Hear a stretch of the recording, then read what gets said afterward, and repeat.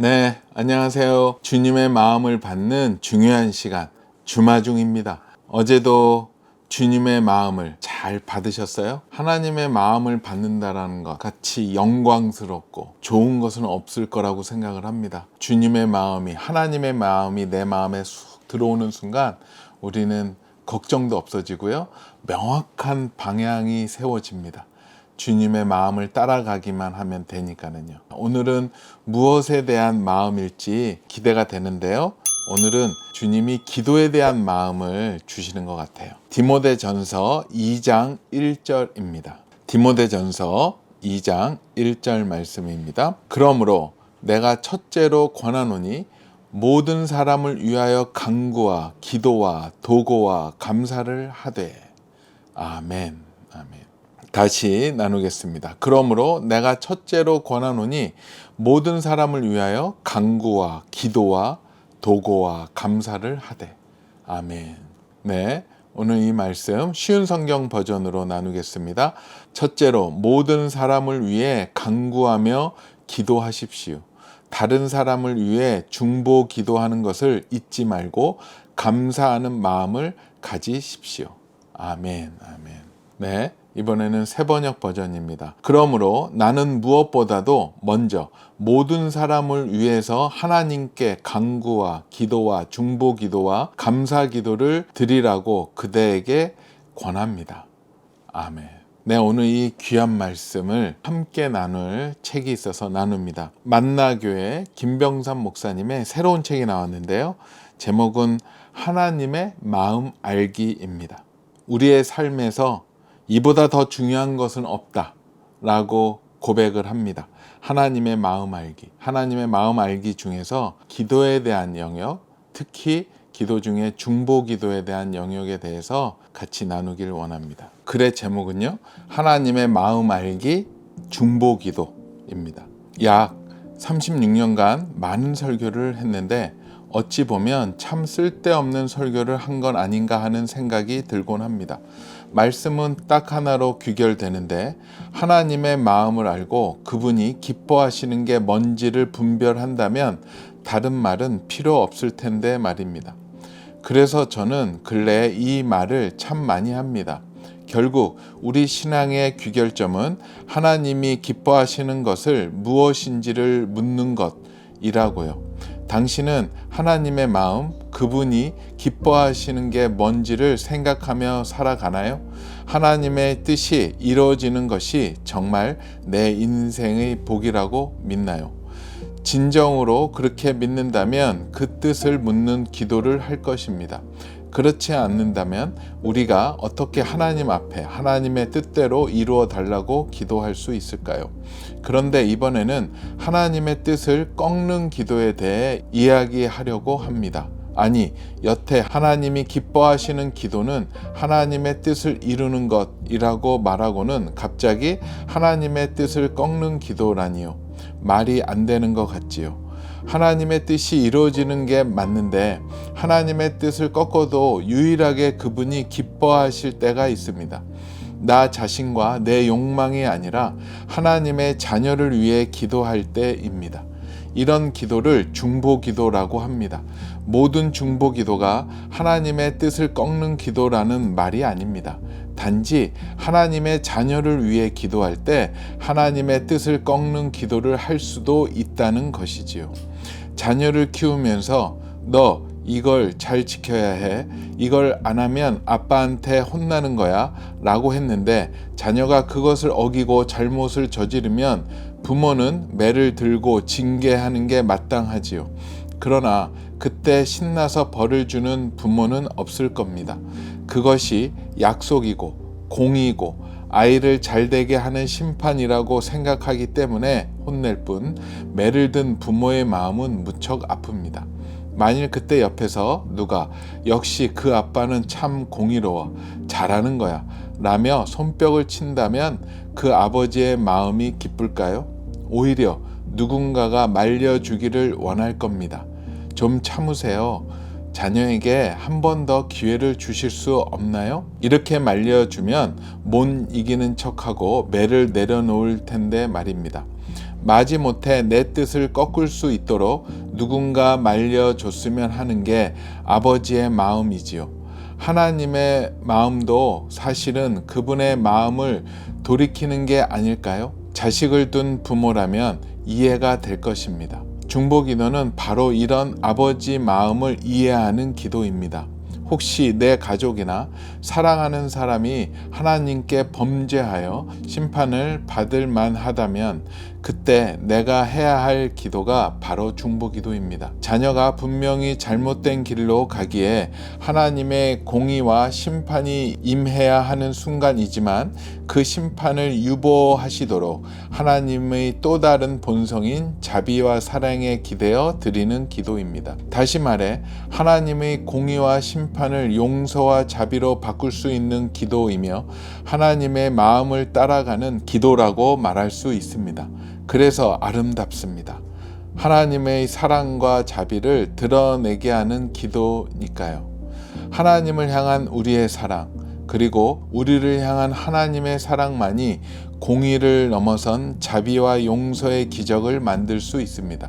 우리가 하나님 앞에서 누군가를 중보하며 자비하심을 구할 때 그분은 기도를 듣고 뜻을 돌이키는 분이심을 알아야 합니다.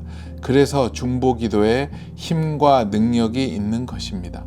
중보기도가 하나님의 마음을 따라 교회가 감당하는 사명 중 하나이고 하나님의 뜻을 이루는데 꼭 필요하다면 우리가 그 사역에 동참해야 할 이유가 분명해지지 않을까요? 중보, 인터세션은 이것과 저것 사이를 뜻하는 인터와 나아가다를 뜻하는 세션이 합쳐진 단어로, 즉 이쪽 저쪽의 가운데서 서로를 연결해 주는 행위를 말합니다. 그러므로 중보기도는 도움이 필요한 사람을 위해 자격을 갖춘 사람이 하나님의 자비와 은혜를 얻고자 하나님께 나아가 간구하는 행위라고 말할 수 있습니다. 지금 하나님의 도우심이 필요한 사람을 위해 우리가 하나님께 간구하는 것, 내 가족부터 이웃과 사회, 민족 전체와 전 세계를 향한 하나님의 뜻을 구하는 모든 게 중보기도입니다. 즉 다른 사람을 위해 성령의 능력을 의지하여 드리는 기도지요. 기도의 사람 E.M. 바운즈는 하나님에 관해 사람에게 말하는 것은 위대한 일입니다. 그러나 사람에 관해 하나님께 말하는 것은 훨씬 더 위대한 일입니다. 라고 말했습니다. 나 자신을 위한 간구가 아니라 다른 사람에게 초점을 맞추고 기도하는 일이기에 위대합니다. 아멘. 창피한 고백이기도 하는데요. 우리가 이제 기도를 하잖아요. 저도 이제 기도를 열심히 했죠. 기도를 통해서 하나님과 교제할 수 있고, 기도를 통해서 하나님께 간구하고 또 구할 수 있다는 걸 알기에 열심히 기도했습니다. 일단은 내가 잘 되기 위해서 항상 그렇게 기도를 했어요. 나를 중심으로 한 기도였죠. 어찌 보면 굉장히 부끄러운 기도였는데 하나님이 그것도 내비두셨던 것 같아요. 여러분들도 지금 혹시 그렇게 기도하면 괜찮아요. 계속 기도하세요. 왜냐하면 기도는 하다 보니까 변하더라고요. 깨닫게 해주시는 것 같아요. 처음에 뭔가 거룩하고 큰 가치를 놓고 기도하려면 잘 기도가 안 될 겁니다. 저도 급한 거서부터 기도했어요. 수준이 떨어지는 기도라도 저는 주님을 믿습니다 라는 저의 신앙의 고백이었죠. 기도의 모습이. 그래서 열심히 이제 저를 위해서 막 기도를 했었어요. 하지만 어느 순간서부터 그 기도가 조금 창피해졌고 부끄러워졌어요. 그의 나라와 그의 뜻을 구하라고 성경은 나와 있지만 맨날 내 뜻과 나의 축복을 위해서만 기도했던 저의 기도의 생활들이 어느 순간서부터 보이기 시작을 했어요. 정말 창피했어요. 부끄럽기도 하고. 그리고 말씀에서는 가장 큰 계명을 우리에게 주셨잖아요. 그 계명을 지키지 못하고 있더라고요. 마태복음 22장 37절 40절에 보면 예수께서 이르시되 내 마음을 다하고 목숨을 다하고 뜻을 다하여 주 너의 하나님을 사랑하라 하였으니 이것이 크고 첫째 되는 계명이요 둘째도 그와 같으니 내 이웃을 내 자신같이 사랑하라 하셨으니 이 두 계명이 율법과 선지자의 강령이니라. 모든 거의 근본과 모든 거의 중심이 하나님을 사랑하는 거고 또 내 이웃을 사랑하는 건데 저의 기도를 이렇게 뒤돌아보면 하나님을 사랑하는 것도 별로 안 나오고요. 내 이웃을 사랑하는 건 더 없더라고요. 오로지 나를 위한, 나를 사랑하는 기도였더라고요. 그것도 기도가 좀 이렇게 꽤 되니까 이제 그거를 깨닫게 해주셨어요. 누가 지적하고 그건 안 돼 그랬다면 아예 기도조차 안 했을 수 있는 저의 성격인데, 열심히 하다가 기도의 능력을 체험하고 기도가 재미있어지고, 그렇게 기도에 대한 흥미도 생기고 기쁨도 생겨지니까 점점 더 깊은 곳으로 들어가고 싶어 하니까는요, 주님이 딱 그 저의 현실을 보게 하시더라고요. 굉장히 그 수준 낮은 기도, 부끄러운 기도를 하고 있었어요. 또 그렇게 부끄러우게 된 기도 중에 주님께서 보여주신 것 중에 뭐가 가장 컸냐면, 기도하다가 어느 순간서부터 주님이 저 안에 이렇게 가득 채워지는 성령 충만, 예수님의 임재가 가득 채워지는 때가 오기 시작을 했었어요. 그렇게 되니까 나를 위한 기도가 별로 가치가 없어져요. 왜냐하면 가장 가치 있는 예수 그리스도, 그분이 저 안에 딱 계시다라는 게 느껴지니까 요구들이 하나하나 없어지기 시작했어요. 그래서 그러면 어떻게 기도해야 되는가 할 때 주님이 생각하게 해주신 그 말씀이 있었어요. 여러분도 너무나도 잘 아시는 마태복음 6장 33절 말씀, 그런즉 너희는 먼저 그의 나라와 그의 의를 구하라. 그리하면 이 모든 것을 너희에게 더하시리라. 예, 아멘. 그 위에 말씀도 있잖아요. 무엇을 입을까? 무엇을 먹을까? 그 걱정하지 말라라고 하시면서 이 말씀을 주셨어요. 먼저 그의 나라와 그의 의를 구하라. 저는 이 말씀을 계속 묵상했어요. 그렇다면 그의 나라가 무엇일까? 그의 의가 무엇일까? 기도를 해야 되잖아요. 이 말씀을 붙잡고 이 말씀을 깊이 묵상하면서 주셨던 주님의 마음은, 그의 나라는 그의 백성으로 받아들여지더라고요. 하나님의 사람들이죠. 하나님이 사랑하시는 사람, 하나님이 기뻐하시는 사람들, 그분들 한 명 한 명이 그분의 나라이고, 하나님은 저한테 그런 감동을 주셨어요. 그의 나라를 위해서 주님 어떻게 기도할 거야 했을 때, 나의 사람들을 위해서 기도하라, 중보하라. 그러면 하나님 그의 의가 뭡니까? 라고 기도했을 때 주님은 그런 마음을 주셨어요. 그의 의는 그분의 뜻이잖아요. 주님의 마음, 주님의 마음은 온전히 이 하나님의 백성들이 주님을 믿기를 원한 것, 주님을 의지하기를 원한다라는 마음, 주님만을 신뢰하고 따라오기를 원한다라는 것, 주님과 친밀해지기를 원한다라는 것이 뜻으로 받아들였습니다. 그래서 이제 기도하기 시작을 했어요. 그의 나라, 하나님의 백성들 한 명 한 명을 놓고, 하나님이 사랑하시는 그 한 명 한 명을 놓고 그분과 주님이 더 긴밀해질 수 있도록 그렇게 기도하기 시작을 했어요. 그런데 놀라운 게 생겼어요. 그런 마음을 가지고 기도를 하니까는요, 점점 저한테 하나님의 마음이 부어지기 시작을 하더라고요. 하나님의 마음은 사랑 아니겠습니까? 사랑이 막 부어지기 시작을 해서 중보를 하기 시작을 하니까요, 그 대상에 대해서 막 사랑이 올라와요. 아, 이게 하나님의 마음이구나.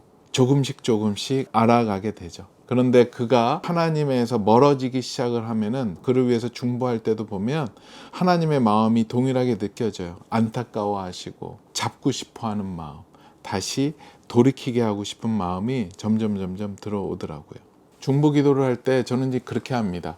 이제 아침에 기도하러 가서 하나님께 인사드리고, 하나님 오늘은 이제 해야 될 기도 영역들 먼저 하고, 그 다음에 기도하면서 주님 오늘은 누구를 놓고 기도를 할까요? 먼저 하나님께 계속 주신 마음들은 계속 기도하고, 또 새로운 사람이 필요하다면 그날 하나님께 여쭙습니다.